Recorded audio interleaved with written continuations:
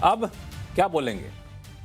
जब तक अमेरिका के साथ ट्रेड डील का ऐलान नहीं हुआ था, तब तक तो यही कहा जा रहा था कि बाजार इस ट्रेड डील के इंतजार में है, डरा हुआ है, पता नहीं डील कैसे होगी, कैसे बात बनेगी, कब तक डील होगी।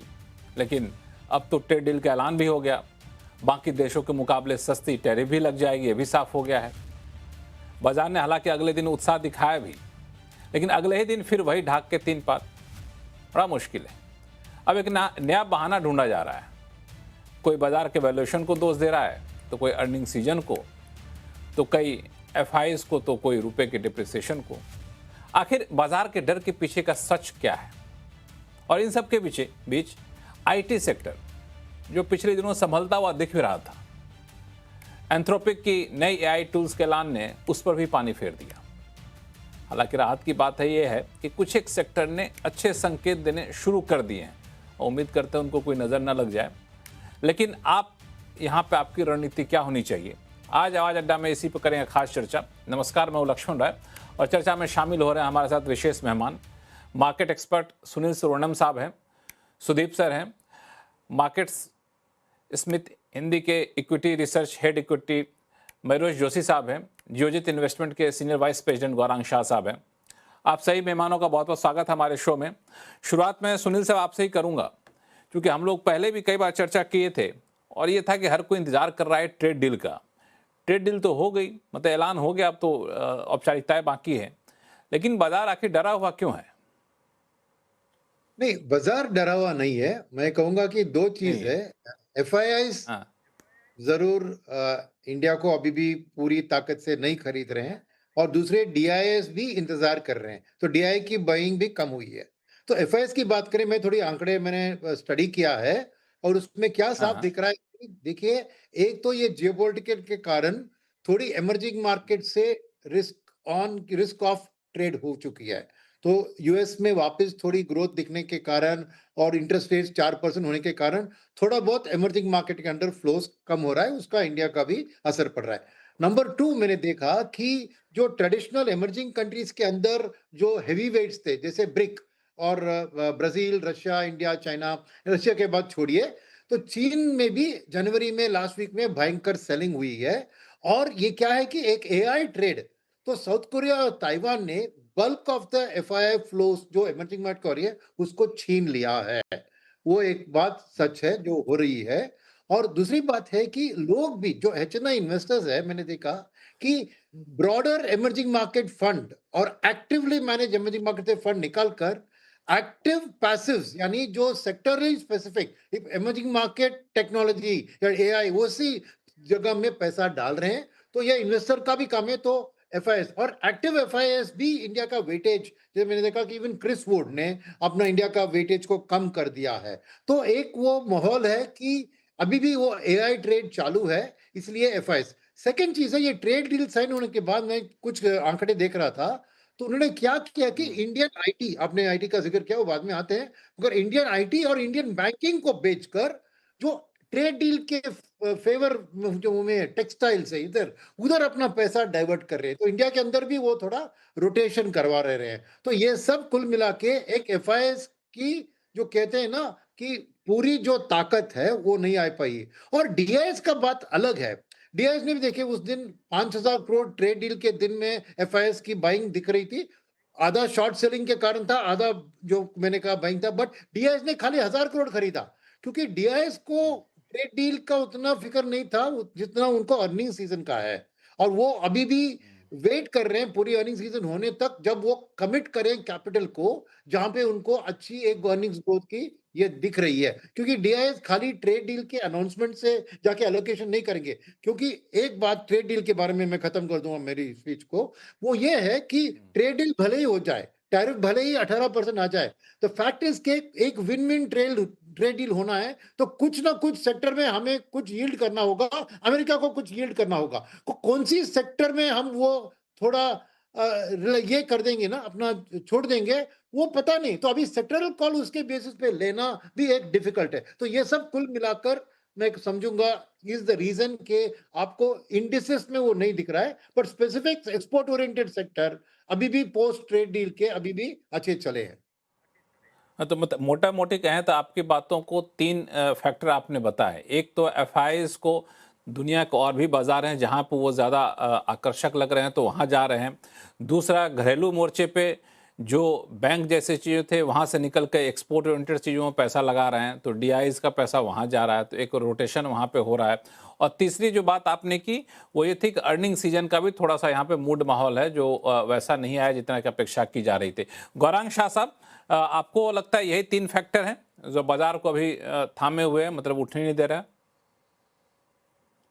बहुत बहुत धन्यवाद लक्ष्मण जी, इस मंच पर आमंत्रित करने के लिए। सीएनबीसी आवाज के दर्शकों को, सुनील जी को, सुदीप जी को और मेरे मित्र मयूरेश जी को और आपको सादर प्रणाम और शुभ दिन हमारे तरफ से। देखिए, कारण एक नहीं अनेक हो सकते हैं। जैसे अभी सुनील जी ने बताया, 3-4 कारण हैं, बिल्कुल है। एक चीज जो अभी सुनील जी ने भी जिक्र किया कि ट्रेड डील की मंजूरी आ गई, लेकिन विस्तार क्या है उस ट्रेड डील में? जैसे भारत और यूके के बीच में साइन हुआ और जो जानकारी हमें मिली, आपको मिली, वो जानकारी अभी तक हमें है नहीं। माननीय मंत्री पीयूष गोयल ने ये बताया कि आने वाले दिनों में इस पर हस्ताक्षर होंगे और दोनों गुटों के बीच एक बायलैटरल प्रेस कॉन्फ्रेंस होगी और उसमें जानकारी मिलेगी। वो शायद मेरे ख्याल से जो मैंने पढ़ा है, पता नहीं कितना सही है, मार्च के महीने के आसपास होगा। मार्च के 10 या 15 तारीख के भीतर हमें ये जानकारी मिलेगी। तो जब जानकारी नहीं है तो पहले से ही उसके ऊपर तर्क लगा करके कुछ क्षेत्र के ऊपर और उन क्षेत्र से जुड़ी हुई कंपनियों पर सौदे करना मेरे ख्याल से अनिवार्य बात नहीं है। जानकारी मिल जाए, भले थोड़ा महंगा निवेश करने मिले, उसके बाद करें, जानकारी मिलने के बाद करें, पहली बात। दूसरी बात, खाड़ी देश में अमेरिका के तरफ से जिस तरीके से बात हो रही है और आज जिस तरीके से खबरें आई कि वार्तालाप हो रहा है, अभी तक उसका निष्कर्ष क्या है वो हमें पता नहीं है। विदेशी संस्थागत निवेशक बिकवाली कर रहे हैं, पहले भी 2024 से कर रहे हैं, अक्टूबर से पिछले साल किया, इस साल की शुरुआत से कर रहे हैं।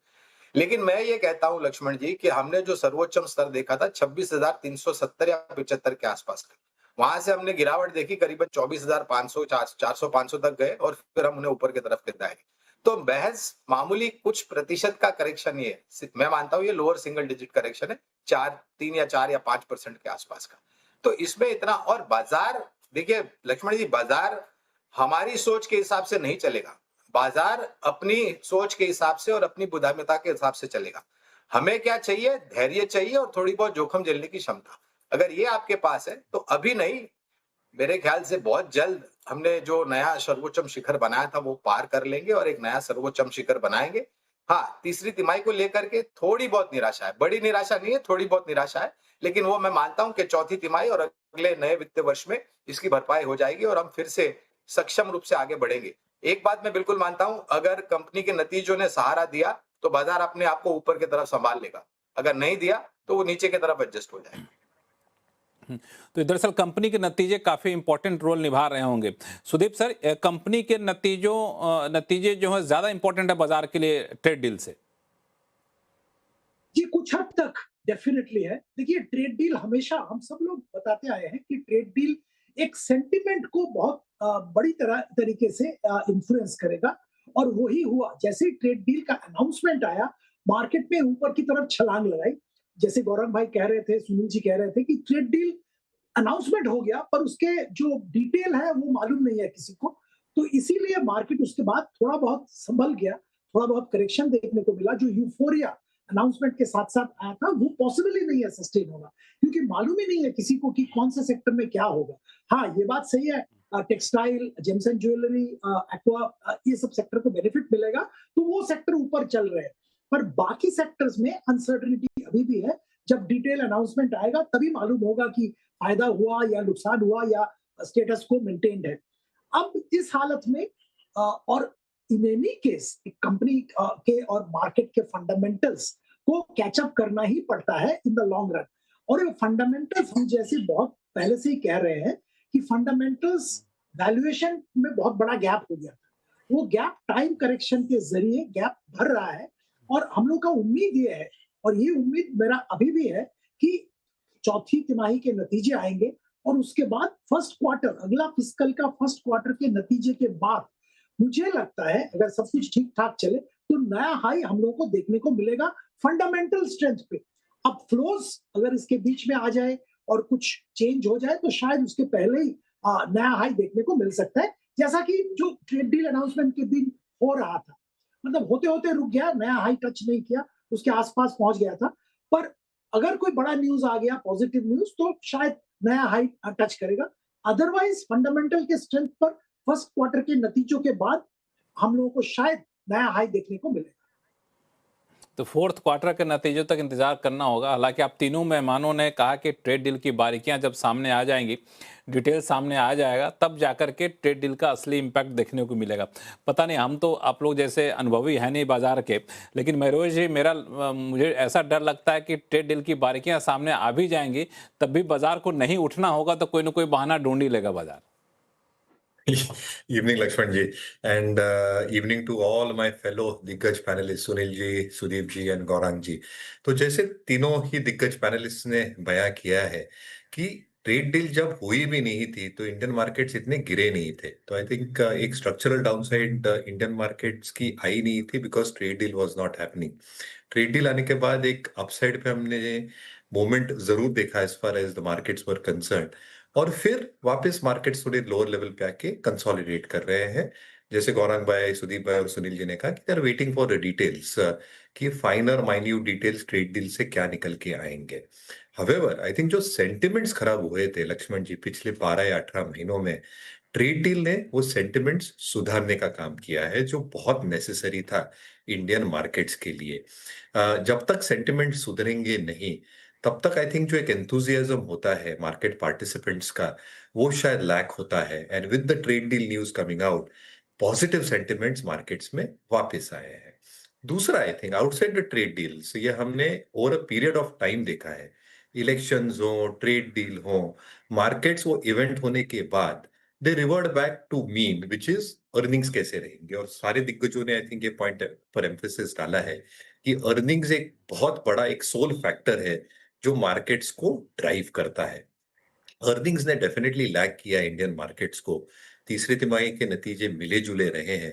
पर अगर आप बजट के एस्टिमेट्स देखें, which I just want to take to the budget as well, जो फाइनेंस मिनिस्टर साहिबा ने एक नॉमिनल जीडीपी का अनुमान लगाया है 10% का, और आज जो आरबीआई पॉलिसी से निकल के आ रहा है कि the estimate in terms of GDP growth can be anywhere between 7-7.5%, और अगले वर्ष के लिए इन्फ्लेशन शायद 4-4.5% के रहे। इसलिए मेरे अनुमान में आई थिंक जो नॉमिनल जीडीपी ग्रोथ के आंकड़े फाइनेंस मिनिस्टर साहिबा ने लिए हैं 10% के, ये कॉन्जर्वेटिव है। और इसलिए नॉमिनल जीडीपी अगर 10 से ज्यादा ग्रो हुई, क्लोज टू 11%, ये संकेत देगा कि जो 3 कंपोनेंट है इंडियन जीडीपी के, इन्वेस्टमेंट्स, कंजम्पशन और एक्सपेंडिचर, जो आरबीआई साहब ने भी, आज गवर्नर साहब ने भी एक डिटेल्ड एनालिसिस दी कि प्राइवेट कंजम्पशन एक्सपेंडिचर ऊपर जा रहा है अर्बन और रूरल इंडियाज में, इन्वेस्टमेंट एक्टिविटीज पिकिंग अप, जो यूटिलाइजेशन लेवल्स है हमारे इंडस्ट्री के, वो इंच अप हो रहे हैं, private capex is coming back, government capex substantially increase हुआ है ये बजट में। और कंजम्पशन और इन्वेस्टमेंट्स को लेके जो एक्सपेंडिचर के आई थिंक पैटर्न्स रहेंगे is a multiplier effect of all that. तो मुझे लगता है अगर ये सारी चीजें होती है तो corporate earnings, if nominal GDP grows at 11%, एक 12 से 14% का एक बेस केस बनेगा अगले वर्ष के लिए। और इसीलिए आई थिंक जो कोर डायनामिक्स है इंडियन इकोनॉमी के मैक्रो स्तर पर, वो इन्फ्लेशन हो, लिक्विडिटी मैनेजमेंट हो, गवर्नमेंट की फिस्कल कंसोलिडेशन की एक बात हो, या गवर्नमेंट पॉलिसीज हो रिफॉर्म्स को लेके along with capital expenditure and private expenditure, ये सारी चीजें अगर आप मैप करते emerging economy and developed world के साथ, तो काफी बेहतर है। आज डेवलप्ड वर्ल्ड में भी अगर आप 3 खोमे में बांटे, यूएस, ईयू और जापान, आज उनके 10 ईयर बॉन्ड यील्ड्स देखें आप, दे आर एक्सपेंडेड, क्योंकि जो फिस्कल डेफिसिट्स है ये सारे कंट्रीज में, ये इतने एक्सपेंडेड है कि वहां पे रिकवरी करनी हो तो बैलेंस शीट एक्सपेंड ही करनी पड़ेगी, which is not in India case. तो कहीं ना कहीं आई थिंक इंडिया के फेवर में रहेगा, बट इन्वेस्टर्स देखना चाहेंगे कि ये सारे जियो पॉलिटिकल, जियो इकोनॉमिक सिचुएशंस कैसे प्ले आउट होती है। But first quarter of the next financial year से मेरे हिसाब से अर्निंग्स में एक स्टेबिलिटी और ग्रोथ देखी जाएगी, and FIIs, FDIs will have no choice but to come back to India. बिल्कुल, आपने बहुत ही परफेक्टली एक्सप्लेन किया। इसमें 2-3 चीज़ें जो आपने बड़ा सही कहा कि दरअसल डील की घोषणा के बाद बाजार ऊपर गया, फिर नीचे आया। हर इवेंट के बाद बाजार ऐसे रिएक्ट करता है, लेकिन डील ने एक सेंटिमेंट को ठीक किया है। अब मुझे लगता है कि सेंटिमेंट के साथ साथ फंडामेंटल भी ठीक करेगा, क्योंकि डील जब तक कि नहीं हुआ था कई सारे इन्वेस्टर्स रुके हुए थे कि हमें अगर कोई ब्राउनफील्ड प्रोजेक्ट में इन्वेस्टमेंट करना है, ग्रीनफील्ड प्रोजेक्ट में इन्वेस्टमेंट करना है, कैपेक्स करना है, तो पहले से देख लें आखिर हो क्या रहा है दोनों देशों के बीच में। तो ये एक बड़ा फैक्टर होगा जो लॉन्ग टर्म में ये हमें ज़्यादा इम्पैक्ट दिखाएगा। और लेकिन ले दे के बात है कि हम लोग अगले अर्निंग सीजन का देखना होगा वो कितना बेहतर होता है। और जो बजट की बात आपने की, बजट में जब ऐलान किया गया था उस टाइम तो डील की घोषणा हुई नहीं थी, तो हर कोई सहमा सा था, थोड़ा कंजर्वेटिव लेके चल रहे थे। अब चूंकि ऐलान हुआ बजट के बाद, तो अपर साइड में हम लोग शायद ग्रोथ मोमेंटम को जाते हुए देखेंगे। लेकिन इन सब कुछ में एक जो फैक्टर है वो है IT सेक्टर। दरअसल जब डील की घोषणा भी हुई तो उसका जो बाजार उठा और बाजार जब गिरा तो उसको गिराने में IT सेक्टर की बड़ी भूमिका थी। और जब IT सेक्टर की बात हो तो सुनील जी मुस्कुरा भी रहे होंगे, सुनील जी की भूमिका बढ़ जाती है यहाँ पे। सुनील साहब, IT सेक्टर तो आपका अच्छा करने चला था, लग रहा था कि अब सब कुछ बॉटम आउट होता दिख रहा है। जो अर्निंग सीजन में जो फॉरकास्ट भी किया गया था, गाइडलाइंस भी दी गई थी, लेकिन अचानक से ये एंथ्रोपी वाला जो आया AI टूल्स, उसका फिर से लग रहा है कि चीजें 2 कदम आगे चले थे, 4 कदम पीछे की तैयारी हो रही है। नहीं, बिल्कुल जो आपने कहा सही है। देखिए, इतने दिन मैं आईटी में बुलिश रहा हूँ, क्योंकि internationally Nasdaq related, IT related indices सब अच्छा कर रहे थे और इंडियन आईटी बैकफुट पे था, क्योंकि लग रहा था लोगों को कि अरे ये एआई रेडी नहीं होंगे, ये नहीं होंगे। खाली इंडिया के ऊपर एक नेगेटिव हवा बनी थी। बट ये एंथ्रोपिक ने क्या किया कि पूरी वर्ल्ड की आईटी में एक नेगेटिव हवा डाल दिया है, क्योंकि सडनली ये एंथ्रोपिक ने क्या किया है कि जो चीज बाकी एआई कंपनी के पास है, जो जो एक उस क्लाउड से करती थी, उसको अभी अपने डेस्कटॉप पे लाके बसा दिया है। वो ही बहुत बड़ा बदलाव है, जिससे जहां पे भी एक हेवी डॉक्यूमेंट प्रोसेसिंग जैसे लीगल हेवी मैन पावर, वहां पे एक बहुत बड़ा बदलाव ला सकता है। इसलिए वर्ल्ड ओवर सभी आईटी कंपनी जो ऐसे एक लेबर ओरिएंटेड मॉडल पे है, उनके ऊपर यह असर पड़ा है और इंडिया उसी हवा हेडविंड में पकड़ गई है। और इसका मानना क्या है कि ना ही इंटरनेशनल आईटी ना इंडियन आईटी की अगले साल 2 साल की अर्निंग्स में कोई बदलाव आने वाली है। मगर जो आउटलुक, ये रीडिंग द टी लीव्स कहते हैं ना, जो आउटलुक देख रहे हैं कि धीरे धीरे कस्टमर डायरेक्ट एआई रिलेटेड एक इसको एजेंट को लेकर अपने कंप्यूटर में बसा देंगे, तो सर्विसेज का उतना फायदा ये होगा कि नहीं तो क्या है। बट मेरा अभी भी मानना है कि whole overall IT industry, India लो बाहर लो, वो इसको अडेप्ट कर लेंगे। इसका नेगेटिव कहां पे होगा मैं बता देता हूँ। नेगेटिव होगा इन टर्म्स ऑफ फ्रेश हायरिंग, क्योंकि डेफिनेटली एआई जितना आईटी कंपनीज ये अडॉप्ट करेंगे अपने मॉडल्स में। जब एआई कंसल्टिंग करते हैं तो वो ऐसे एआई एजेंट्स को लेकर अपना काम को स्फूर्ति से करेंगे। तो मगर जो पर आवर बिलिंग करते थे एम्प्लॉइज के बेसिस पर, उसके ऊपर डेफिनेटली प्रेशर होगा। तो ये अपना हायरिंग कम कराकर अपनी मार्जिन को प्रोटेक्ट करके कंपनी सर्वाइव हो जाएंगी। बट एज अ देश इसका इंपैक्ट एक्चुअली मुझे लग रहा है कि आईटी एम्प्लॉयमेंट में दिक्कत होगी, वो एक बात है। सेकंड चीज है कि जैसे मैं कह रहा था, this is not about Indian IT, ये about the whole AI revolution के बारे में है। अब देखना चाहिए कि इंटरनेशनली कैसे होता है, बिकॉज मुझे कोई किसी ने अर्निंग्स डाउनग्रेड नहीं किया है आईटी सेक्टर में, ना ही इंडिया में ना आउटसाइड में। तो अब के लिए मगर जब हवा बाहर से आ रही है नेगेटिव, तो नेचुरली अभी सावधान रहने की बात आ चुकी है। और मैं कहूंगा कि अभी वेट करें और इंटरनेशनल बात में थोड़ी क्लैरिटी मिले, तब आपके फ्रेश एक्सपोजर ले। अभी तो वक्त लग रहा है कि पहले होल आईटी इंडस्ट्री को दिखाना चाहिए कि कम हम कैसे एआई को अपनाकर अपने जो सर्विसेज प्रोवाइड कर रहे हैं उसमें एआई इनेबल करके हम बेहतरीन सर्विस करें, तो उनकी टॉप लाइन और बॉटम लाइन प्रोटेक्ट हो सकती है। मगर ये ऐसे ही झट से होने वाला नहीं है, वक्त लगेगा, टाइम लगेगा, तो नेचुरली थोड़ा धीरज रखना पड़ेगा। बिल्कुल, मुझे एंथ्रोपिक के इस एआई टूल से ज़्यादा चिंता आपके बयानों से हो रही है, क्योंकि अब तक जब करीब साल भर तक आपके साथ मैंने शो किया, कभी ऐसा नहीं हुआ जब आपने कहा हो कि एआई को लेकर के आपको सतर्क रहने की ज़रूरत है, वेट करने की ज़रूरत। पहली बार आपने कहा है कि एआई को लेकर आपको सतर्क होने की ज़रूरत है। गौरांग शाह साहब, मैं पढ़ रहा था जेफरीज की एक रिपोर्ट थी जो कह रहा था कि एंथ्रोपिक के इस नए एआई टूल से करीब 40 to 70% आईटी फर्म्स के टॉप लाइन होते हैं वो इम्पैक्ट हो सकते हैं। ये तो भविष्य ही बताएगा कि क्या हो रहा है, और अभी तक हम भविष्य में गए नहीं है लक्ष्मण जी। और मैं एक बात बताऊं, ये एंथ्रोपिक एआई टूल जो आया उसके पहले भी ऐसे टूल्स बहुत सारे आए हैं, और ये यहाँ पर अब थम नहीं जाएगा आगे जाकर के भविष्य में। और आईटी ऐसा एक क्षेत्र है जहां पर परिवर्तन बहुत तीव्र गति से होता है लक्ष्मण।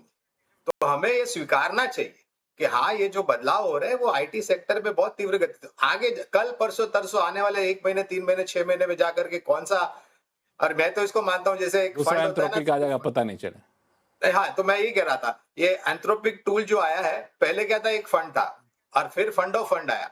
तो वैसे पहले एक टूल था, अब टूल्स ऑफ टूल आया। अब आगे जाकर के इसका भी एक सर्वश्रेष्ठ टूल या फिर एक प्रोडक्ट आएगा, किसको पता। सो ये जो परिवर्तन है, हमें एक चीज सोचनी चाहिए कि देखिए ये पूरा आईटी का ब्रह्मांड है, ये परिवर्तन निरंतर होता जाएगा और तीव्र गति से होता जाएगा। अभी इसमें भारतीय देश में स्थापित जो आईटी कंपनियां हैं, वो अपने आप को किस प्रकार से परिवर्तन करती हैं और इसको किस प्रकार से अपनाती हैं और अपने कारोबार की रणनीति को किस प्रकार से ठीक ठाक करती है और साझा करती है और आगे जाती है, ये देखना अनिवार्य है।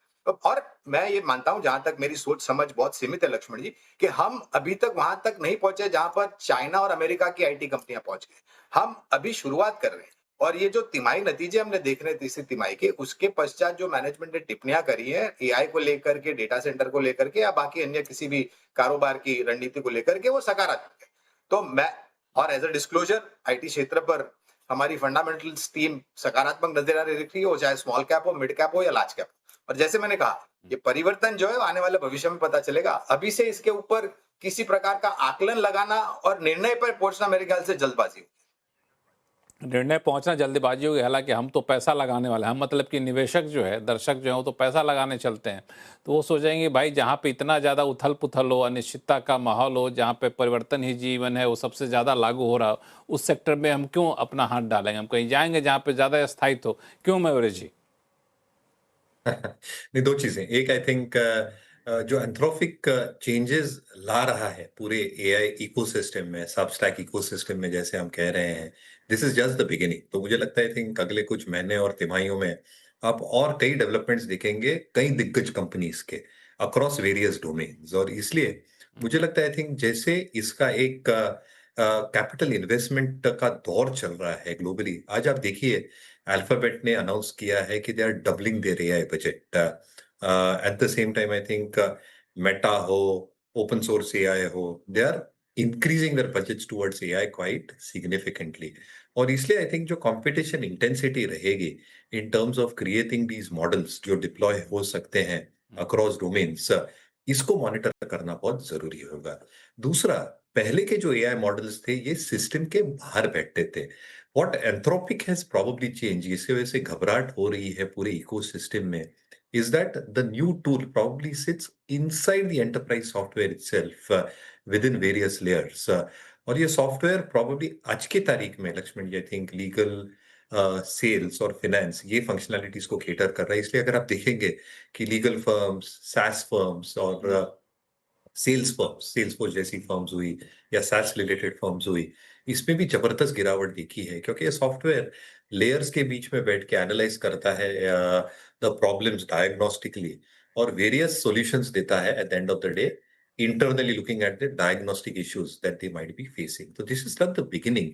मुझे लगता है our IT firms have to gear up. जो ट्रेडिशनल मॉडल्स हमारे आईटी फर्म्स ने डोमिनेट किए थे ग्लोबल मार्केट्स को 2 दशकों पहले और अभी भी, I think those models will have to get revived and revamped pretty fast. Markets को डर इंडियन आईटी सेक्टर को लेके 2 वजह पे है। एक, आई थिंक जो फ्यूचर ग्रोथ रहेगी, क्या उसमें एक डायनामिज्म दिखेगा या वहां पे slowly and steadily constant currency revenue में थोड़ी गिरावट, मार्जिन्स में pressure points because of pricing related issues देखा जाएगा।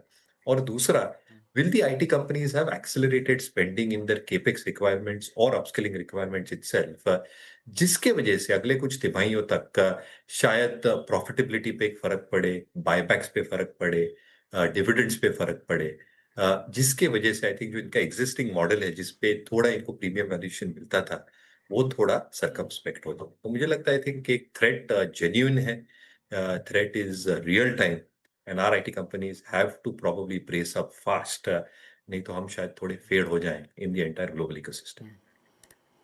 ये थ्रेट जेन्युइन है और इसके लिए थोड़ा सा हमें कमर कस कर रखनी होगी। सुदीप सर, इसमें 2 चीज़ें हैं। एक आईटी कंपनी जो सर्विसेज देती हैं, सॉरी सुनील सर कुछ बोलना चाहते हैं। नहीं, जस्ट ऐड टू जो महेश जी कह रहे थे, मैं 2 चीज पॉइंट आउट करूं। दो इमीडिएट चेंजेस जो आ सकते हैं, एक है कि ये एंथ्रोपिक का सॉल्यूशन अभी खाली मैक कंप्यूटर्स के लिए बना गया है और मैक अभी भी इकोसिस्टम में एक छोटा प्रोपोर्शन है। जब ये विंडोज पीसी के ऊपर आता है तो समझे कितना बवाल मचेगा। वो एक बात है जो अभी अभी आ जाएगी, मे बी 1 मंथ 2 मंथ्स में कोई आके इसको विंडोज के लिए भी तैयार कर देगा। और दूसरी बात है कि हमारे लाइफ में ही हम देख रहे हैं, मैंने कहूं कि पिछले 3 महीने में और मे बी 4 महीने में मैं चैट जीपीटी को यूज कर रहा था एक्सटेंसिवली। फिर उससे मैंने देखा कि परप्लेक्सिटी का बहुत बेहतरीन है, तो चैट जीपीटी को छोड़कर मैं परप्लेक्सिटी, फिर परप्लेक्सिटी प्रो पे आया। अब लेटेस्ट है कि जेमिनी ने उन सबको पीछे छोड़ दिया, तो अब मैं पूरा जेमिनी पे गया। तो मेरे लाइफ में इतना बदलाव एआई के कारण मैं कर रहा हूं, तो बाकी के सोच रहा हूं तो जरूर ये एक जैसे मयूरेश ने ठीक कहा कि अब एक बहुत बड़ा बिग गैम्बल लेना चाहिए इंडियन आईटी कंपनीज को। एक बहुत बड़ा, जैसे कह रहे थे ना, कैपेक्स पे खर्चा बहुत बड़ा ऐलान करना चाहिए, या इंक्रीमेंटल बात से वो पीछे हट जाएंगे, वही डेंजर है अभी। Just I just want to retreat what Mayuresh was saying. बिल्कुल। एक दोनों आप दोनों लोगों ने जो एक बात कही उसी को मैं आगे बढ़ाऊंगा सुदीप सर आपके साथ, कि ठीक है, आईटी कंपनियां जो सॉफ्टवेयर प्रोवाइड कराती हैं, जो सर्विसेज देती हैं, उनके लिए एक डेंजर या फिर उनके रुकने जैसी स्थिति है। लेकिन जो इन सब चीज़ों को इस्तेमाल करते हैं, जैसे फाइनेंशियल सेक्टर है, लीगल सेक्टर है, जो अभी मयूरेश जी कह भी रहे थे, तो वहाँ पर गिरावट क्यों आना? वहाँ तो अच्छा होना चाहिए, उनका कॉस्ट कम होगा, उनके मैन पावर की जगह वो सॉफ्टवेयर छोटा सा होगा, वही सारा काम कर दिया जाए करेगा। इसका पॉजिटिव पॉइंट भी तो होना चाहिए। कि कहीं ना कहीं तो पॉजिटिव पॉइंट जरूर आएगा। जो सर्विस यूज करते हैं जो इंडस्ट्री, वहां पे तो डेफिनेटली पॉजिटिव इम्पैक्ट कॉस्ट पे आएगा। अब कितना आएगा, कौन सा इंडस्ट्री में कहाँ कितना बेनिफिट होगा, वो अभी इमीडिएटली डिटरमाइन करना मुश्किल है, पर बेनिफिट तो जरूर आएगा। और इसी के कारण हम लोग ये कह रहे हैं कि आईटी सेक्टर के, जैसे मयूरेश जी ने भी कहा, मार्जिन पे दबाव आएगा, ये 100%। इस बात में कोई दो राय नहीं है कि हमारे जो आईटी कंपनीज है, अनफॉर्चुनेटली उनके पास खुद के टूल्स नहीं है, तो वो डिपेंड करेंगे जो ये एंथ्रोपिक या जो बाकी जा रहे जो एआई मॉडल्स डेवलप कर रहे हैं उनके ऊपर डिपेंड करेंगे। और जब उनके थर्ड पार्टी टूल यूज करके सर्विस प्रोवाइड करेंगे, एक तो उसका खर्चा आएगा, दूसरा क्योंकि ये एआई टूल्स वर्कफ्लो को ईज आउट कर रहा है, वर्कफ्लो को बहुत ही क्विकली कर रहा है और सस्ते में करने की कोशिश कर रहा है, तो मार्जिन पे जरूर प्रेशर आएगा, इनका बिलिंग कम होता जाएगा और क्लाइंट की तरफ से भी जबरदस्त प्रेशर आएगा प्राइस रिडक्शन के लिए। तो इंडियन आईटी कंपनीज को इसको झेलना पड़ेगा। अब इसमें एक बात मैं जरूर कहना चाहूंगा कि इंडियन आईटी कंपनीज की भी बहुत तरीके के आईटी कंपनीज हैं और ये सब ने डिफरेंट डिफरेंट स्ट्रैटेजी लिया एआई वर्ल्ड में सरवाइव और फ्लरिश करने के लिए। अगर आप टीसीएस की बात करें, इन्होंने बहुत जबरदस्त एग्जिट कराए एम्प्लॉयज को और जो डेटा सेंटर में बहुत बड़ा इन्वेस्टमेंट कर रहे हैं एक फंड के साथ, तो एक ये मॉडल हो गया। दूसरा, अगर आप देखेंगे कोफोर्ज जैसे कंपनी, इन्होंने एक बहुत बड़ा खुद से भी बड़ा साइज का एआई कंपनी को यूएस में एक्वायर किया, बहुत बड़ा रकम देके, और होप कर रहे हैं कि उसके जरिए इनका बिलिंग, इनका रेवेन्यू, इनका मार्जिन सब कुछ इंक्रीज होगा। तो ऐसे तरह तरह के स्ट्रेटेजीज कंपनीज ले रहे हैं और आगे बढ़ने की कोशिश कर रहे हैं। तीसरा चीज जो मैं यहाँ पे कहना चाहूंगा कि देखिए, एक तो है जनरल सर्विस प्रोवाइडर, जैसे किसी भी इंडस्ट्री को सर्विस प्रोवाइड कर रहे हैं, अलग अलग वर्टिकल है, फाइनेंशियल सर्विसेज, बीएफएसआई वर्टिकल है, मैन्युफैक्चरिंग वर्टिकल है, फलाना वर्टिकल, ऐसे कर रहे हैं। और कुछ आईटी कंपनीज हमारे यहाँ है जो कि एक नीश को केटर करते हैं, जैसे कि देखिए बहुत सारे आईटी कंपनीज हैं जो कि ऑटोमोबाइल सेक्टर को केटर करते हैं और वहां पे भी वो आइस से ईवी में ट्रांजिशन हो रहा है, उस ट्रांजिशन को केटर कर रहे हैं, जैसे टाटा टेक्नोलॉजीज है, परसिस्टेंट टेक्नोलॉजीज है, ऐसे कंपनीज और भी है। तो ये कंपनीज, मैं मानता हूं कि एआई टूल के जरिए ये कंपनीज का बिजनेस और भी फ्लरिश करे, क्योंकि और भी आसानी से ये ट्रांजिशन और सर्विस प्रोवाइड कर पाएंगे, तो उनके लिए खतरा नहीं है, उनके लिए पॉजिटिव है। सिमिलरली मैं ये भी कहूंगा कि ट्रैवल टूरिज्म, दुनिया भर में बूमिंग ट्रैवल टूरिज्म इंडस्ट्री, अब इस सेगमेंट को जो सर्विस कर रहा है, ऐसे जो आईटी कंपनीज हैं उनके लिए भी एआई टूल्स एक बहुत बड़ा सपोर्ट बनेगा और मतलब बिजनेस कम होने के बजाय बिजनेस एक्सपेंशन की स्कोप रहेगी। तो आपको बहुत केयरफुली यूनिवर्स को स्कैन करना पड़ेगा और ऐसे कंपनीज को आईटी क्षेत्र में भी आइडेंटिफाई करने पड़ेंगे जो कि एआई का बेनिफिट लेके बहुत जल्द आगे बढ़ पाए। और दूसरा एक सेगमेंट होगा जो एआई के कारण जिनके रेवेन्यू पे प्रेशर आएगा, एम्प्लॉयमेंट पे प्रेशर आएगा, मार्जिन पे प्रेशर आएगा, वो आपको समझना पड़ेगा। Of course I am confident India के जो लार्ज आईटी कंपनीज हैं they will adopt and they will adopt very quickly. But ये ट्रांजिशन हमें सुदीप सर सिर्फ इतना बता दीजिए कि अगर किसी को पैसा लगाना हो जो आईटी सेक्टर के लिए पैसा लगाने के लिए बैठा हो, तो वो पैसा आईटी सेक्टर में ना लगा के उसके यूजर इंडस्ट्री के पास लगा दो, वो ज्यादा अच्छा रहेगा। बोलना मुश्किल है लक्ष्मण जी। मैं तो जैसे आपको कह रहा था कि आप कोफोर्ज, परसिस्टेंट सिस्टम जैसे कंपनी में मुझे लगता है अभी भी पैसा लगा सकते हैं। रेडगेन टेक्नोलॉजी में पैसा लगा सकते हैं जो कि नीश इंडस्ट्री को केटर कर रहा है। और जो जो जो जो यूजर इंडस्ट्री है जिसको एआई के जरिए बेनिफिट होगा, अगर वहां पे आपको पैसा लगाना है तो बहुत सारे और फैक्टर्स आपको देखने पड़ेंगे। सिर्फ एआई का बेनिफिट देख के पैसा नहीं लगा सकते। एआई के बेनिफिट देख के पैसा, बिल्कुल आपने सही कहा। एक चीज़ और मैं समझना चाह रहा था, गौरांग शाह साहब आपके पास आऊँगा अभी मैं। पता नहीं हम लोग बाजार पे बात करते करते आईटी पर पहुंच गए, लेकिन बीच में एक चीज़ छूट गया, वो ट्रेड डील के बाद वाली बात कि ट्रेड डील के पास डिटेल आएगी आगे चल करके।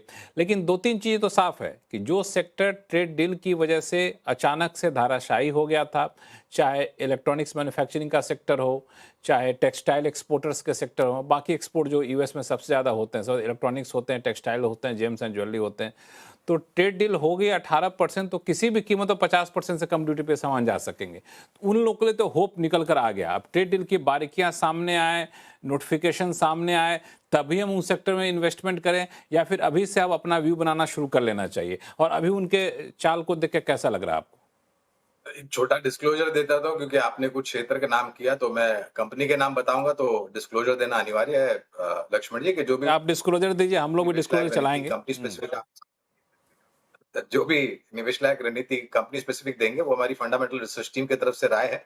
इसमें हमारी कंपनी जियोजिस अथवा मेरा किसी भी प्रकार का व्यक्तिगत निवेश नहीं है, ना ही किसी प्रकार का वित्तीय लाभ मिलता है, ना ही किसी प्रकार का कॉन्फ्लिक्ट ऑफ इंटरेस्ट। लेकिन इसी स्तर पर राय हम हमारे क्लाइंट्स को देते हैं, संभवतः पूर्वक उनका निवेश हो सकता है। एक क्षेत्र मेरे ख्याल से आप जिक्र करना भूल गए, वो है एक्वा कल्चर या एक्वा मरीन कल्चर, जहां पर हमारी सूची में, खरीदारी की सूची में एपेक्स फ्रोजन फूड और अवंती फीड्स जैसी कंपनियां हैं। और ये दोनों ही कंपनियां जब से वो घोषणा हुई है मेरे ख्याल से 10-10, 15-15, 20-20% ऊपर चले गए हैं।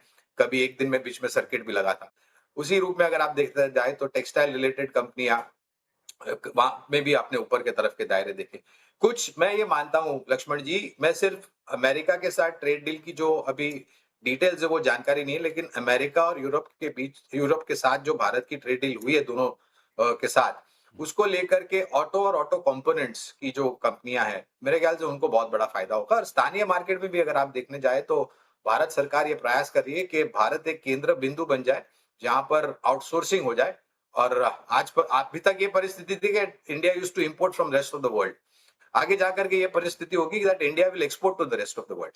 तो ऑटो कंपोनेंट जैसी कंपनियां हैं, टेक्सटाइल्स है, जेम्स एंड ज्वेलरी है, आपने इलेक्ट्रॉनिक्स और सेमीकंडक्टर्स, पीसीबीज की बात की है, चिप्स की बात की है, तो वहां पर सीजी पावर जैसी कंपनियां हैं, पीजी इलेक्ट्रोप्लास्ट जैसी कंपनियां हैं जहां पर खरीदारी की राय।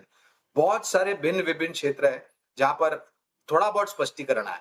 अब और थोड़ा स्पष्टीकरण आ जाए ताकि मेरे ख्याल से जो निवेशक है उनकी जो उलझन है वो सुलझ जाए और मेरे ख्याल से हम निर्णायक तरीके से एक रणनीति बना सके। तो ये एक सेक्टर है जहां पे पोटेंशियल है आगे बढ़ने को लेकर के। इसमें कुछ आप जोड़ेंगे मयूरेश जी?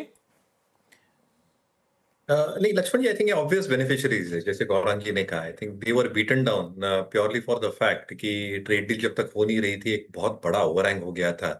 And whatever we are reading from reports is कि काफी कुछ इनका जो एक सोर्सिंग था ये अन्य देशों से हो रहा था, जिसके लिए लीड टाइम्स काफी बढ़ रहे थे, कुछ कुछ ऑर्डर्स रिजेक्ट हो रहे थे। हवेवर आई थिंक दूसरे या तीसरे तिमाही तक अगर आप टेक्सटाइल कंपनीज या मरीन श्रिम्स कंपनीज की भी बात करें, वहां पे नंबर इतने बुरे नहीं है। मरीन श्रिम्स की जैसे गौरांग जी ने बात की, आई थिंक ऑस्ट्रेलिया के साथ इतने सालों तक हमारी एक अरेंजमेंट नहीं थी, and suddenly I think arrangement has come in for shrimp feeds Australia से भी। EU and this is out of the way, तो कहीं ना कहीं एक बात समझनी होगी कि ये सारी चीजें को फाइनलाइज करते करते ये कैलेंडर ईयर खत्म हो जाएगा। And once this is over, I think once the formalities are over, FY27 onwards actual flow होना स्टार्ट हो जाएगा। तो तब तक मुझे लगता है, आई थिंक एक सेंटिमेंटल इम्पैक्ट हमने जरूर देखा है। बीटन डाउन थे काफी textile stocks, shrimp stocks, book value के आजू बाजू ट्रेड कर रहे थे। But with all these trade deals happening, और जो हम नया सुन रहे हैं मीडिया रिपोर्ट्स में, शायद गल्फ कंट्रीज के साथ भी we might have some sort of FTA arrangement done.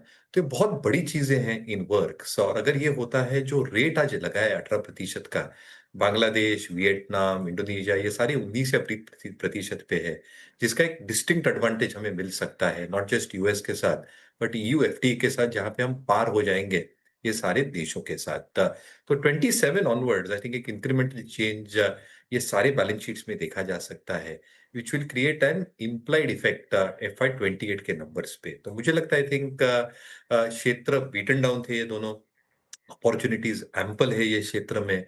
जो इंटीग्रेटेड कंपनीज है, कंप्लीटली इंटीग्रेटेड, इसको ज्यादा फायदा होगा इन terms of margins, cash flows and bottom line growth.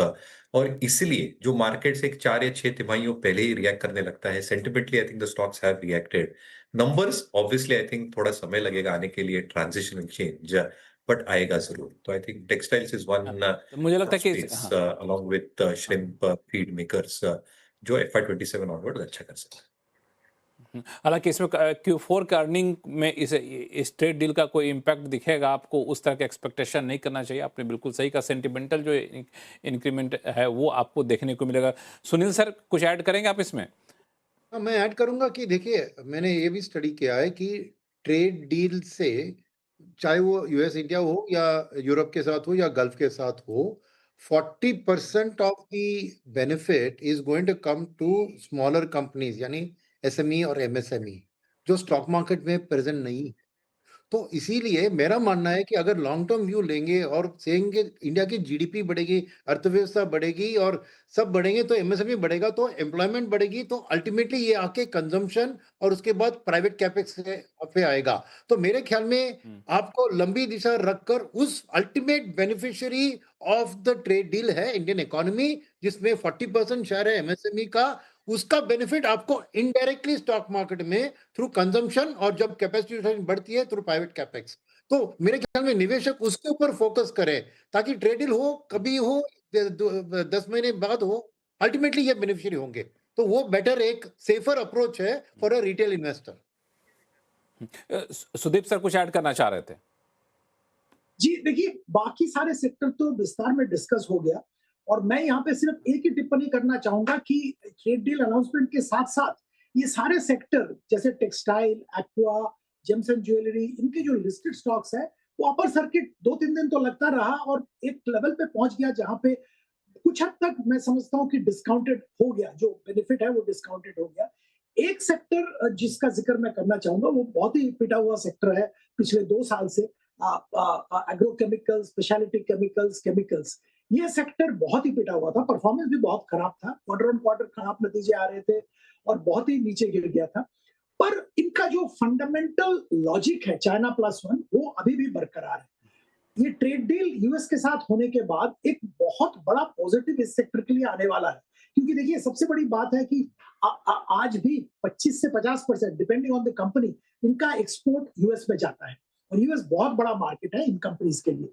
तो 18% जब ड्यूटी हो गया, तब इनका वायबिलिटी वापस आ गया, परफॉर्मेंस वापस दिखने लगेगा, मार्जिन वापस रिस्टोर हो जाएगा।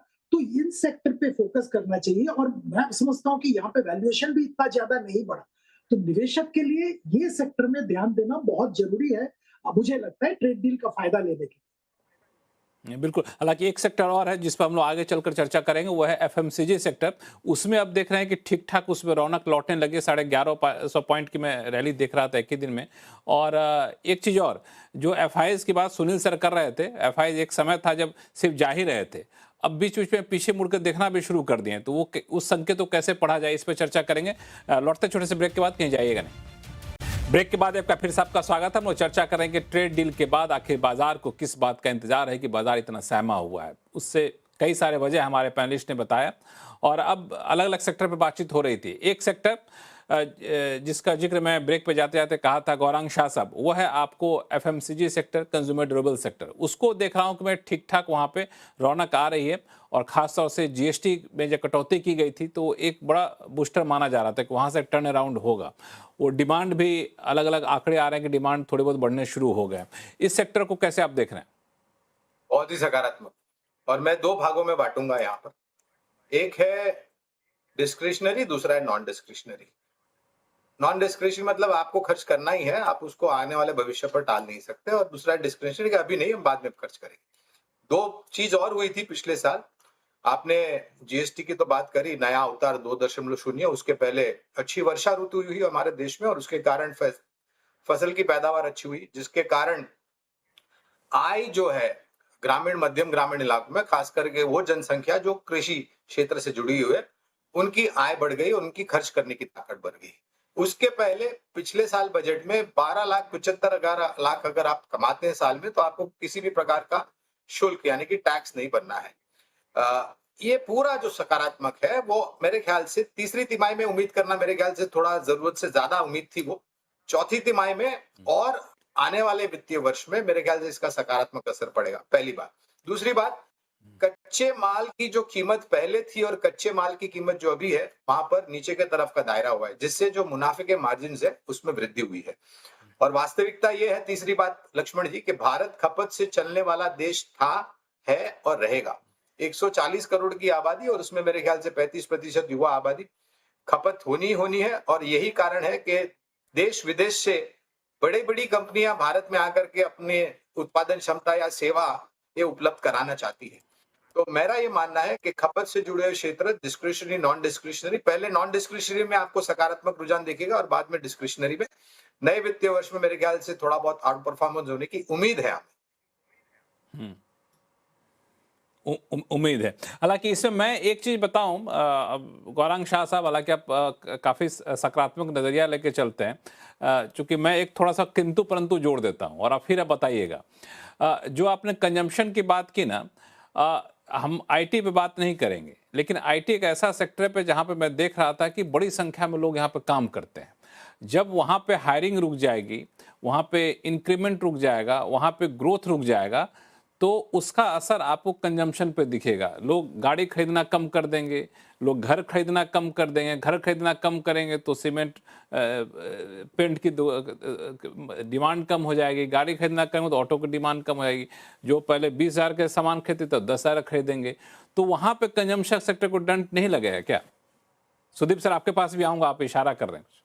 पहले गौरांग शाह साहब से पूछ लेता, चूंकि वो देखिए, कुछ सीमित मात्रा में इसका असर बिल्कुल पड़ेगा, लेकिन हमें यह भी देखना है कि 140 करोड़ की आबादी में ऐसी कितनी जनसंख्या है जो आईटी क्षेत्र से जुड़े हुए हैं, जहां पर उनका रोजगार छीनने का डर है। और 60 से 65 लाख लोग अभी भारत में हैं जो आईटी सेक्टर में रोजगार कर रहे होते हैं, और उन पर निर्भरता जोड़ दिया जाए तो मल्टीप्लाई 5 कर दिए, एक परिवार 5 का मान के चलिए। एक परिवार 5 का मेरे ख्याल से आज के तारीख में बहुत महंगा पड़ जाएगा। लेकिन अगर आप भारत की जो गणना होती है उसमें वही फॉर्मूला, एक फैमिली में 5 लोग माने जाते हैं। हाँ, वो कोविड के टाइम में कुछ ज्यादा ही कामकाज हो गया था। बहरहाल उसको छोड़ देते हैं।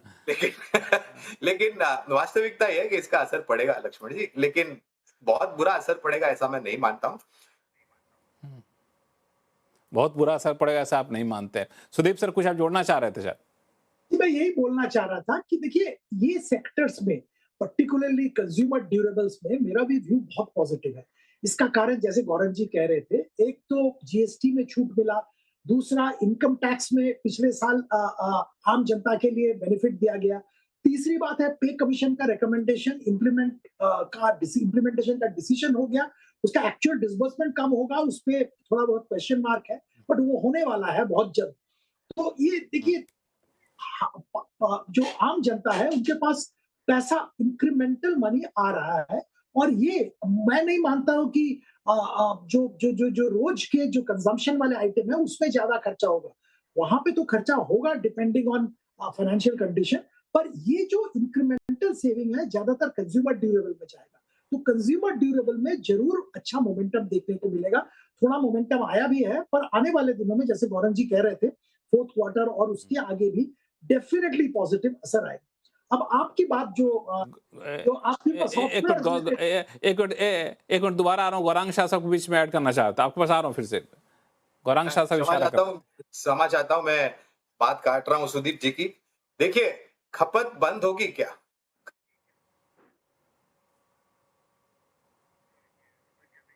बंद नहीं होगी लक्ष्मण जी। आप करते हैं या बॉडी वॉश इस्तेमाल करते हैं तो महंगाई के टाइम में आप उसको छोड़ करके लाइफ बॉय पे आ जाएंगे। अगर आप हाई एंड टूथपेस्ट इस्तेमाल करते हैं सेंसोडाइन जैसी, तो उसको बंद करके आप दंत कांति पे आ जाएंगे। लेकिन नहाना और ब्रश करना तो बंद नहीं करेंगे ना आप। नहीं, लेकिन ब्रश तो दिन में एक ही बार करेंगे ना, पैसे भले आए ना आए। साबुन तो एक ही बार लगाएंगे, 2 बार तो लगाएंगे नहीं। लेकिन इस्तेमाल होगा, मैं ये कहता हूँ खपत बंद नहीं होगी, ये बंद हो जाएगा या बहुत। आपके नेटवर्क में कुछ इशू आ रहा है गौरांग शाह साहब, थोड़ा सा ठीक करवाता हूं, जब तक मैं सुदीप सर को बोलता हूं अपनी बात पूरी करेंगे। तो मैं ये कह रहा था, आपके आईटी वाला जो क्वेश्चन था, आपने एक अच्छा पॉइंट रेज किया कि आईटी में अगर मैसिव जॉब लॉस हो तो वहां का जो डिमांड, वहां उस साइड से डिमांड कम होने की संभावना है। तो कहां तक जो हमारा थीसिस है, जो हमारा थ्योरी है, ये सक्सेसफुल होगा? मुझे लगता है कि ऐसा बड़ा कोई असर इमीडिएटली देखने को नहीं मिलेगा। जो दुनिया भर के एक्सपर्ट्स हैं, अगर आप उनसे भी बातचीत करें तो ये सामने साफ आ रहा है कि करंटली जो स्थिति है एआई आने के कारण, इसमें रीएलोकेशन ऑफ रिस्पॉन्सिबिलिटी होगा। जैसे अगर आप स्पेसिफिक टीसीएस की बात करें, टीसीएस ने यहाँ पे कुछ लोगों को निकाला और वहां पे बहुत बड़ा डेटा सेंटर डाल रहे हैं, वहां पे बहुत बड़ा हायरिंग हो रहा है। तो ये बैलेंसिंग होगा कहीं ना कहीं। यूएस में अगर देखें तो अमेजन ने लोगों को निकाला नहीं, रीडिप्लॉय किया डिफरेंट बिजनेस पे। तो ऐसा मुझे लगता है ऐसा ही ज्यादातर होगा, इमीडिएटली असर नहीं होगा। हाँ, असर होगा फ्यूचर हायरिंग पे, तो उसके लिए हमको थोड़ा सतर्क रहना पड़ेगा। पर जो इमीडिएट बेनिफिट की बात कर रहे हैं, पिछले बजट, जीएसटी, ये सब का जो बेनिफिट अभी कंजम्पशन सेक्टर को मिलेगा, मुझे नहीं लगता है उसमें इतना बड़ा असर ये एआई का जो एंथ्रोपिक का टूल इतना बड़ा कोई असर सामने लाएगा। तो अगला 2-3 साल के लिए मुझे नहीं लगता है कि आईटी सेक्टर एम्प्लॉयमेंट अचानक बहुत घट जाएगा और उसके कारण कंजम्पशन पे असर आएगा। हालांकि मैं सवाल इसीलिए लेकर आया था गौरांग शाह साहब के पास, जिसका आपने जवाब भी दिया, कि हम लोग जैसे अभी हम लोग ऑफिस नोएडा में, हमारे सामने कई सारे आईटी कंपनियां हैं और उसके पास में ही कई सारे अपार्टमेंट बने थे। तो पिछले जो 2 साल से जो तेजी उसमें देखने को मिली थी ना, उससे कीमतों में, वो अचानक से रुक गई या तो कीमतें गिरने लगी। तो मैंने पता कि भाई माजरा क्या है, तो पता लगा कि वो आईटी वाले जो बंदे थे ना, उनको या तो इंक्रीमेंट नहीं हो रहा है, कई लोगों की नौकरी चली गई, नए हायरिंग नहीं हो रही, वही लोग यहाँ पे आके घर खरीदते थे, वही लोग आकर के पीजी में रहा करते थे। तो मैं तो जो सामने देख रहा हूँ वो बता रहा हूँ, मैं तो मार्केट पे क्या असर पड़ेगा वो तो आप लोग ज्यादा हमसे कई गुना ज्यादा बेहतर जानते हैं। गौरांग शाह साहब, आप शायद नेटवर्क में आगे अपनी बात करिए, फिर मयूरेश जी और सुनील सर के पास जाऊंगा मैं। नहीं, बस छोटी बात ही, मैं पहले तो क्षमा चाहता हूँ, आज मेरा इंटरनेट ऊटपटांग हरकत कर रहा है, क्षमा चाहता हूँ उसके लिए। लेकिन खपत देखिए लक्ष्मण जी, खपत आप जब के आपके पास पैसा होता है ना, तो आप खर्च करते हैं, आपको जो चीज चाहिए आप उसका इस्तेमाल करते हैं। लेकिन जब बजट में कटौती होती है और आपका खपत को जो घर का बजट का बिल है उसको कम करना है, सीमित मात्रा में अगर आपको खर्च करना है, तो आप ऑल्टरनेटिव प्रोडक्ट्स पर चले जाएंगे। जैसे मैंने एक उदाहरण दिया कि डव साबुन के अलावा आप लाइफ बॉय या फिर दूसरा सस्ता साबुन इस्तेमाल कर देंगे, सेंसोडाइन की जगह पे कोई दूसरी सस्ती टूथपेस्ट। लेकिन आप खपत करना बंद नहीं कर देंगे, आप खाना पीना बंद नहीं कर देंगे। हाँ, ये बात अलग है, गाड़ी लेना या फिर घर लेना, उस पर शायद थोड़ा बहुत प्रश्न चिन्ह लग सकता है, इसमें कोई दो राय नहीं। वो भी कुछ छोटी या मध्यम अवधि के लिए, लेकिन बहुत लंबा नकारात्मक असर हो वो मुझे नहीं लग रहा है। हालांकि इन सब कुछ मुझे एक ही पॉजिटिव दिख रहा था कि हमारा डिमांड जो है ना, अगर डिमांड रूरल डिमांड बढ़ रहा होता है तो वो इन सब से अछूता होता है, क्योंकि वहाँ पे एपेटाइट बहुत ज़्यादा होता है। मयूरेश जी, सुनील साहब, आप लोग कुछ जोड़ेंगे इसमें? मयूरेश जी पहले आप, फिर सुनील सर के पास जाऊंगा। सुनील सर मुस्कुरा रहा है, लगता है बहुत सारा कुछ रिसर्च करके बैठे हुए। मयूरेश जी, अगर आप कंजम्पशन का खेमा देखें लक्ष्मण जी, तो I think large part of our consumption पूरा रूरल इंडिया से आता है। You are absolutely right. FMCG companies या कंज्यूमर स्टेपल कंपनीज की अगर आप कमेंट्री सुने तो 60% डिमांड जो होती है वॉल्यूम और वैल्यू वाइज दोनों, ये रूरल इंडिया से आती है। और इसलिए आई थिंक एआई के डायनामिक्स इंडियन कॉन्टेक्स्ट में, हालांकि डिप्लॉयमेंट करना, एज एन इनेबलर यूज करना कॉर्पोरेट स्ट्रक्चर्स में, ये लाजमी होगा। but rural India will still continue to grow at a decent pace. आज जो गौरंग जी ने स्टेटिस्टिक्स बताए हैं, आज जो इंडियन पॉपुलेशन का एक मीडियन एज है और जो हम एक्सपेक्ट कर रहे हैं अपस्किलिंग को लेके, दो चीजें, एक आई थिंक जो डिस्क्रिशनरी इनकम्स की हम बात कर रहे हैं, assuming India remains the fastest growing economy अगले दशक के लिए, तो जो पर कैपिटा इनकम है या जो डिस्क्रिशनरी स्पेंडिंग है पर पर्सन या पर फैमिली, ये इंक्रीमेंटली बढ़ने वाली है। अब जब पर कैपिटा डिस्क्रिशनरी स्पेंडिंग बढ़ती है तो कहीं ना कहीं I think it starts from the bottom of the pyramid right to the top. तो जैसे rural India semi urban India में डिस्क्रिशनरी सेविंग्स और स्पेंडिंग बढ़ेगी, you can't expect them to probably buy a huge house या कोई premium गाड़ी। वो starting से स्टार्ट करेंगे, which starts with consumer staples, a little bit of a durable thing, जिनके घर पे रेफ्रिजरेटर्स नहीं है, एसी नहीं है, वो खरीदेंगे, and they will slowly and steadily move up the value chain. और इसलिए मुझे लगता है I think Indian markets will remain one of the best place markets. Discretionary spending और जो सरकार कदम उठा रही है, वेदर इट इज एमएसपीज हो या अन्य पॉलिसीज हो रिफॉर्म मेजर्स के हिसाब से, the per capita income has to move higher as we seen for a lot of developed economies. और जैसे ही होता है ये कंजम्पशन की जो लैडर है, ये step by step I think हम ऊपर चढ़ते जाएंगे। तो consumption as a theme will continue to grow at a very good pace. बिल्कुल, ये पॉइंट है। इसमें सिर्फ एक लाइन जोड़ दो जो आपने कहा भी कि दरअसल इंडिया में क्या है, हम लोग बहुत ही एक अहम मोड़ पे खड़े हैं जहाँ पे हमारी 27 से 28% आबादी जो है ना, वो बिल्कुल यंग पॉपुलेशन है, जो जिनकी उम्र औसतन 15 से 29 साल होती है। ये ऐसा एज ग्रुप होता है जिनके पास पैसा आता है तो बचाएंगे, बाद में खर्च करेंगे पहले। तो ये एक कंजम्पशन ग्रोथ का एक बहुत बड़ा फैक्टर होता है। इसीलिए हम लोग कह भी नहीं कि 2047 तक विकसित भारत बनेंगे। इसके पीछे एक बड़ी वजह ये भी टेक्निकल वजह है, भले ग्रो करे ना करे इकोनॉमी, ये युवा वर्ग ग्रो करवा ही देंगे जबरदस्ती। यहाँ पे सुनील सुरवटन साहब, नहीं का समय खत्म हो रहा है, 2 मिनट बचे हुए। 2 मिनट में मैं कहूंगा कि प्रॉब्लम कंजम्पशन का नहीं है, प्रॉब्लम के शेप्ड कंजम्पशन का है। जो 10% लोग के पास 60% देश का इनकम बसा हुआ था, जो हो रहा है। तो इसीलिए लास्ट ईयर की जो इनकम टैक्स कट जो 12 लाख तक राहत दिया, फिर जीएसटी जो पूरे पॉपुलेशन को बेनिफिट आया, तो ये के शेप का यू शेप में बदलने से ही कंजम्पशन में बहुत बड़ा पिकअप आएगा। तो वो है बात कि देश में लोग, और दूसरी बात है कि लोगों को खर्चे करने की इच्छा और युवा में है या मिडिल एज पीपल में है, वो भी एक बात है जो गवर्नमेंट कोशिश कर रही है through these cuts to change the mentality कि जाके खर्चा करो। आई थिंक वो दोनों हो जाएंगे ना, तो ऑटोमेटिकली आपको कंजम्पशन बढ़ेगा। तो इतना मैं भी वरीड नहीं हूं कि के कारण इतना कंजम्पशन गिरेगा, मैं भी उससे सहमत नहीं हूं। वो धीरे धीरे ही होगा और कंजम्पशन धीरे धीरे बढ़ेगा। सुदीप सर, आखिर में अगर कंजम्पशन ग्रोथ को हमें पकड़ना हो इन्वेस्टर के तौर पे, तो वहां पे कौन सा segment, mid cap, large cap, small cap, कहां पे आप देख रहे हैं ज्यादा अच्छा ये कंज्यूमर ड्यूरेबल पे हमारा फोकस है, और कंज्यूमर ड्यूरेबल सेक्टर में ज्यादातर companies mid cap small cap क्षेत्र में है। तो मिड कैप स्मॉल कैप में ही आपको इसको पकड़ने के लिए जाना पड़ेगा। बहुत सारे कंपनीज हैं, यहाँ पे पिकअप कर सकते हैं। हमारे पसंदीदा शेयर जो यूजुअल डिस्क्लोजर के साथ यूरेका फोर्ब्स है, जरूर खरीदारी की जा सकती है। बहुत अच्छा अपॉर्चुनिटी है। जो सेगमेंट में है वो सेगमेंट में बहुत जबरदस्त ग्रोथ है और लीडर है। मैनेजमेंट चेंज होने के बाद परफॉर्मेंस कंटिन्यूअसली इंप्रूव हो रहा है। चलिए, तो ये सारे सुझाव हमारे गेस्ट की तरफ से। शो का समय चूंकि खत्म हो चुका है, तो आप सही मेहमानों का बहुत बहुत धन्यवाद हमारे शो में जुड़ने के लिए, अपना कीमती समय निकालने के लिए। तो आवाज अड्डा में फिलहाल इतना ही। देखते हैं CNBC आवाज। नमस्कार।